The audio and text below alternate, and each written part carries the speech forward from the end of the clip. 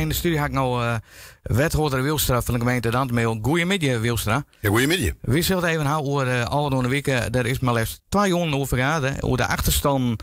De gemeente Dantemeel net verzoen hier. Want in januari ben je zelfstandig. En toen bleek later dat je hem achterstand had op meerdere gebieden. En ja, daar moet wat onderin worden. Wat is nou de plannen? Nou ja, dat de situatie ontstaan is natuurlijk voor heel vervelend van een heel soort mensen. En dat we het nou oplossen kunnen omdat het in elk geval inzichtelijk is. Dat is weer de positieve kant van het verhaal. Nou, wat binnen de plan?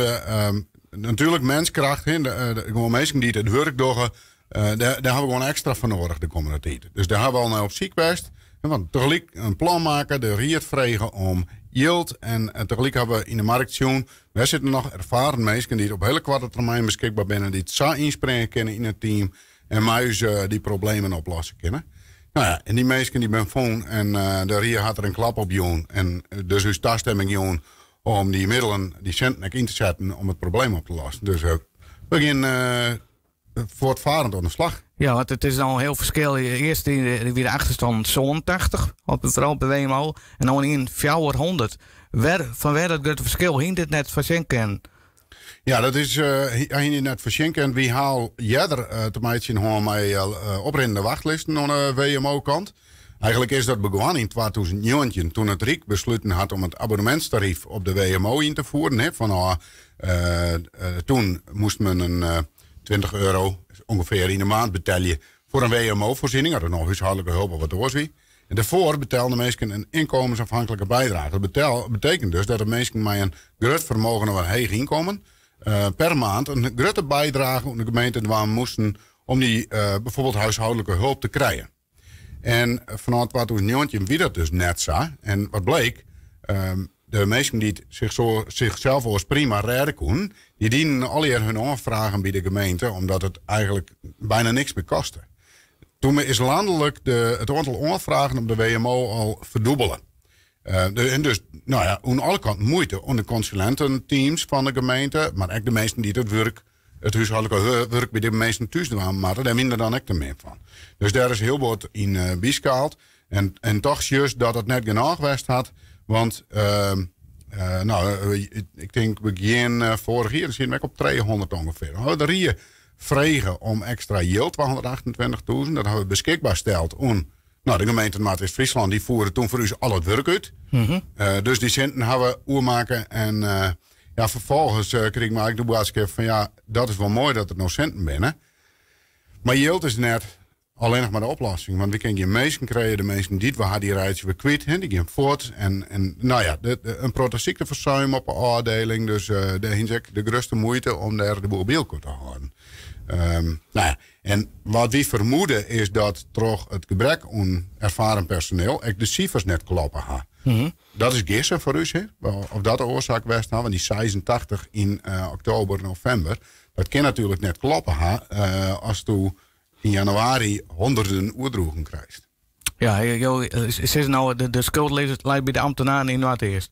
Nee, ik wil beslist net spreken van schuld. En zeker net van mijwerkers van de organisatie. Want één ding weet ik heel zeker.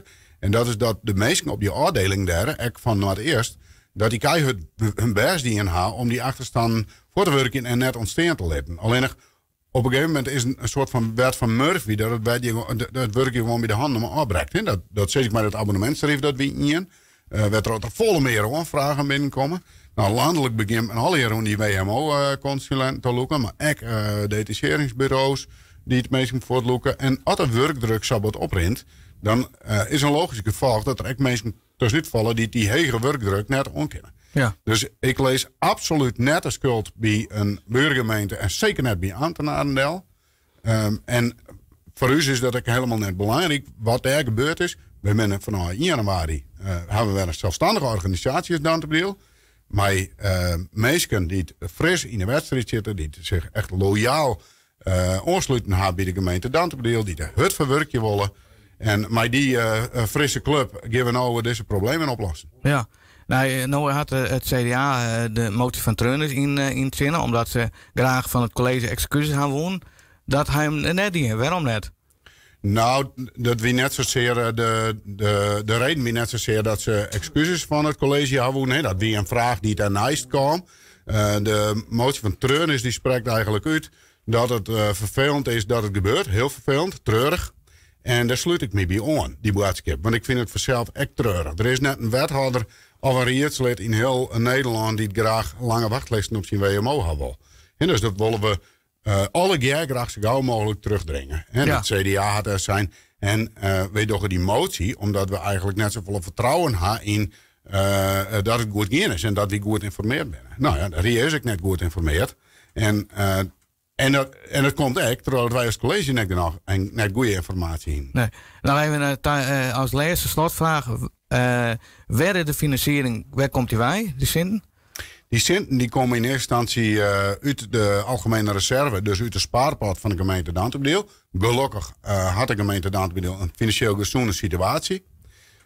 Daarnaast kregen we een e-rekening de komende tijd op agenda van het laatste jaar van de samenwerking met Maat-West-Friesland. Wij gaan daarin zien welke centen dat er nog oerbleun binnen van de jaren 228.000 die we beschikbaar steld houden in Maat-West-Friesland. Want ja, ik geen personeel krijgen kennen.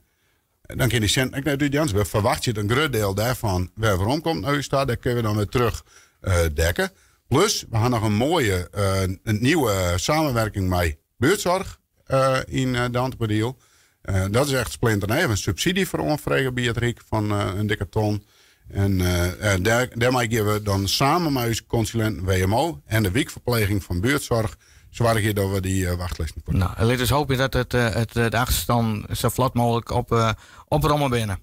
Dank u wel, Wilstra, wethouder van de gemeente Dantebreel.